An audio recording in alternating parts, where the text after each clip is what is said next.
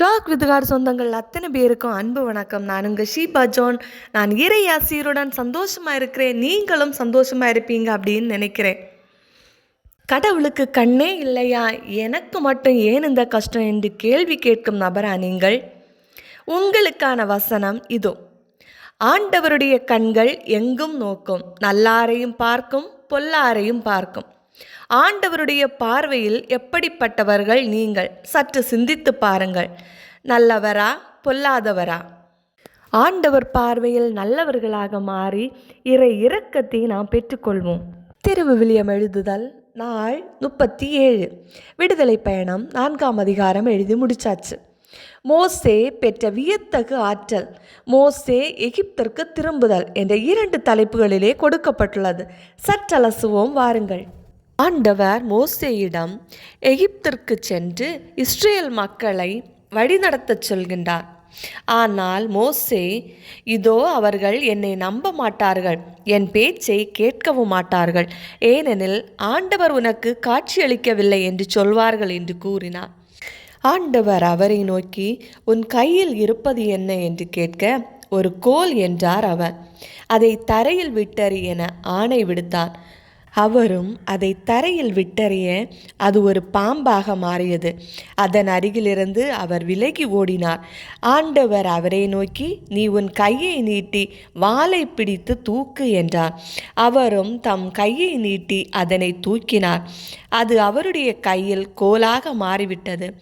இது தங்கள் மூதாதையரின் கடவுளாகிய ஆண்டவர், ஆபிரகாமின் கடவுள், ஈசாக்கின் கடவுள், யாக்கோபின் கடவுள் உனக்கு காட்சியளித்தார் என அவர்கள் நம்பி ஏற்றுக்கொள்வதற்காகவே. மேலும் ஆண்டவர் அவனை நோக்கி, உன் கையை உன் மடிக்குள் இடு என்றார். அவ்வாறே அவர் தம் கையை மடிக்குள் இட்டார். அதை வெளியே எடுத்தபோது அந்தோ அவரது கை தொழுநோய் கண்டு உறைபனி நிறமாயிருந்தது. பின்னர் ஆண்டவர், உன் கையை உன் மடிக்குள் மறுபடியும் இடு என்றார். அவ்வாறே அவரும் தம் கையை மறுபடியும் இட்டார். மடியிலிருந்து அதை அவர் எடுத்தபோது இதோ தம் உடம்பின் நிறமாக அது மாறிவிட்டது. அப்போது ஆண்டவர், அவர்கள் உன்னை நம்பாமலும் முன்னைய அருஞ்செயலின் பொருளை உணராமலும் போனால் பின்னைய இவ்வருஞ்செயலின் பொருளை உணர்ந்தாவது நம்பக்கூடும்.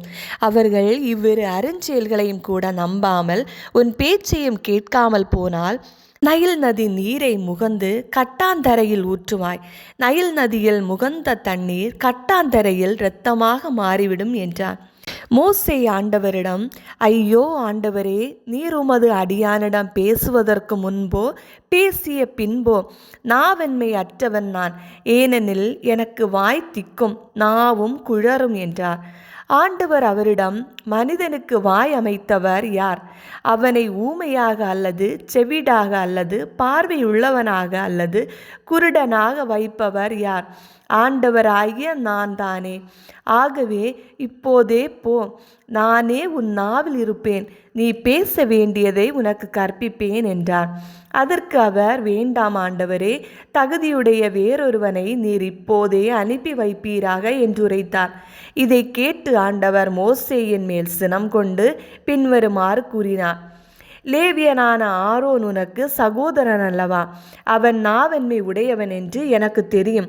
இதோ அவன் உன்னை சந்திப்பதற்காக வந்து கொண்டிருக்கிறான். அவன் உன்னை காணும் போது மனமகிழ்வான். நீ அவனிடம் பேசி இவ்வார்த்தைகளை அவன் வாயில் வைப்பாய். நான் உன் வாயிலும் அவன் வாயிலும் இருந்து கொண்டு நீங்கள் செய்ய வேண்டியவற்றை உங்களுக்கு அறிவுறுத்துவேன். உனக்கு பதிலாக மக்களிடம் அவன் பேசுவதால் அவன் உனக்கு வாயாக இருப்பான், நீயோ அவனுக்கு கடவுள் போல் இருப்பாய்.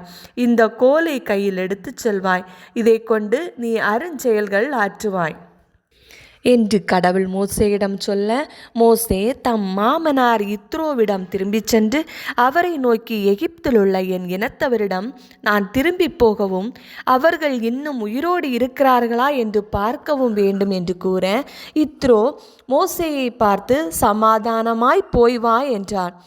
மிதியான் நாட்டில் ஆண்டவர் மோசேயை நோக்கி, எகிப்திற்கு திரும்பிப்போம், ஏனெனில் உன் உயிரை பறிக்க தேடியவர்கள் எல்லோரும் இறந்துவிட்டனர் என்றுரைத்தார். விட்டான். எனவே மோசே தம் மனைவியையும் தம் புதல்வர்களையும் ஒரு கழுதையின் மேல் ஏற்றிக்கொண்டு எகிப்து நாட்டுக்கு திரும்பிச் சென்றான். கடவுளின் கோலையும் மோசே தம் கையில் எடுத்துக்கொண்டான். ஆண்டவர் மோசேயை நோக்கி பின்வருமாறு கூறினார்: பார், நீ எகிப்திற்கு திரும்பிச் சென்ற பின் நான் உன் கையில் ஒப்படைத்துள்ள எல்லா அருஞ்செயல்களையும் பார்வோன் முன்னிலையில் செய்து காட்டு. நான் அவன் இதயத்தை கடினப்படுத்துவேன், அவன் மக்களை போக விடமாட்டான். நீ பார்வோனிடம், ஆண்டவர் இவ்வாறு கூறுகிறார்: இஸ்ரேல் என் மகன், என் தலைப்பிள்ளை. நான் உனக்கு கூறிவிட்டேன், என்னை வழிபடுமாறு என் மகனை போகவிடு. அவனை அனுப்ப நீ மறுத்துவிட்டால் நானே உன் மகனை, உன் தலைப்பிள்ளையை வெட்டி வீழ்த்தப் போகிறேன் என்று சொல்வாய்.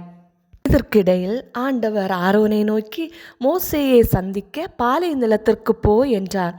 அவரும் சென்று கடவுளின் மலையில் அவரை சந்தித்து முத்தமிட்டார். தம்மை அனுப்பிய பொழுது ஆண்டவர் கூறிய எல்லா வார்த்தைகளை பற்றியும் ஒப்படைத்த எல்லா அருஞ்செயல்களை பற்றியும் மோசே ஆரோனுக்கு அறிவுறுத்தினார். மோசேயும் ஆரோனும் இஸ்ரேல் மக்களின் பெரியோர்கள் அனைவரையும் ஒன்று கூட்டினார்கள். ஆண்டவர் மோசேயிடம் கூறியிருந்த எல்லா வார்த்தைகளையும் ஆரோன் எடுத்து கூறினார். அருஞ்செயல்களையும் மக்கள் பார்க்கும் வண்ணம் செய்தார். மக்களும் நம்பினர். ஆண்டவர் இஸ்ரேல் மக்களை சந்தித்து விட்டார் என்றும் அவர்களது துயரத்தை கண்ணோக்கி விட்டார் என்றும் மக்கள் கேள்விப்பட்ட போது குப்புற விழுந்து தொழுதனர். இவ்வாறு விடுதலை பயணம் 4ஆம் அதிகாரம் நிறைவு பெறுகிறது. இந்த மோசேயைப் போல இறைவன் நம்மையும் வழிநடத்த இறைவனை நாம் வேண்டுவோம். இறைவன் நம்மை நிறைவாக ஆசீர்வதிப்பாராக.